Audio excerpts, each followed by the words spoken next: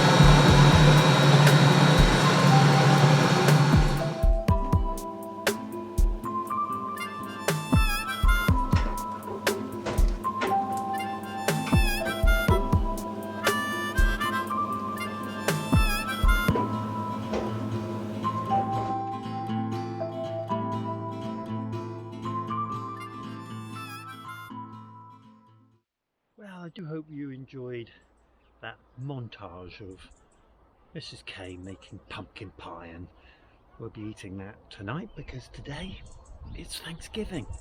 And well, happy Thanksgiving to all our viewers and friends across the pond. Hope you have a great time. And along with Thanksgiving comes a rather wonderful meal, and I'm going to gather some crops for that. But you've seen quite a lot of harvesting recently, so I'm just going to run round and get things together. But it is a beautiful day.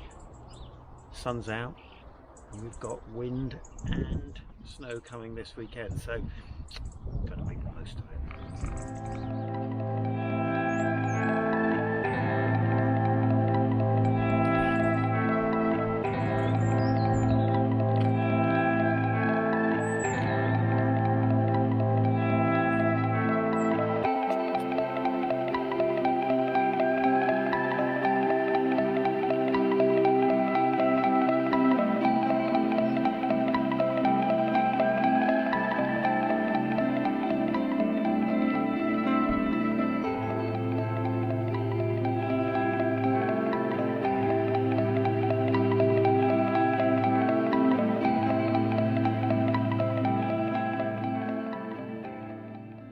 Well, that should make a mighty fine meal.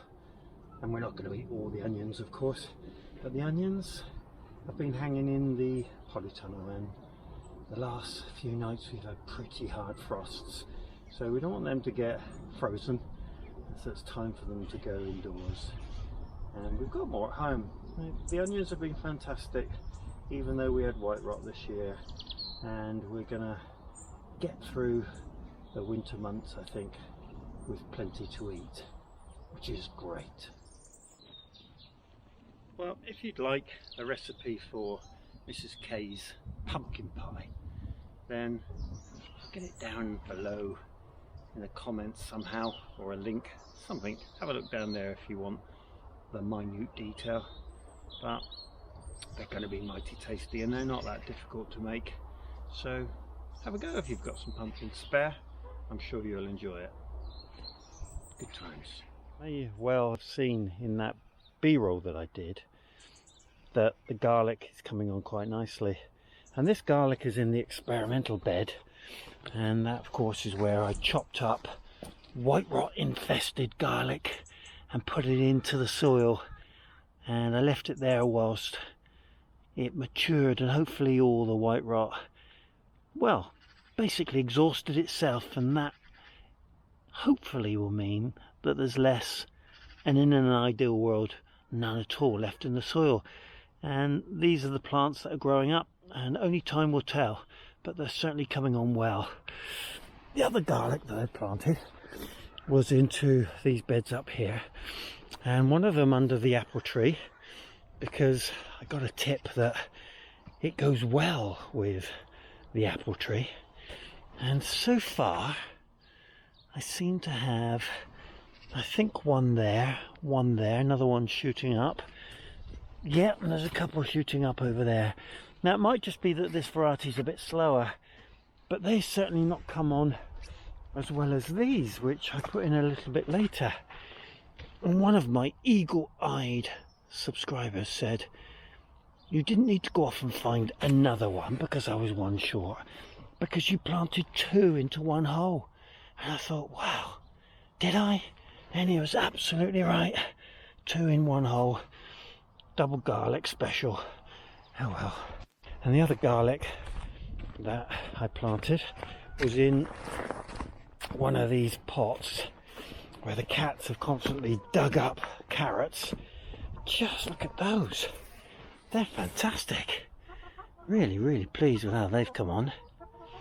And of course, finally, was the garlic that I put into the compost that had potatoes in it, and those potatoes had scab, and in the interest of not growing potatoes in compost that had scab in it, I thought I'd grow garlic in those pots, and this is they.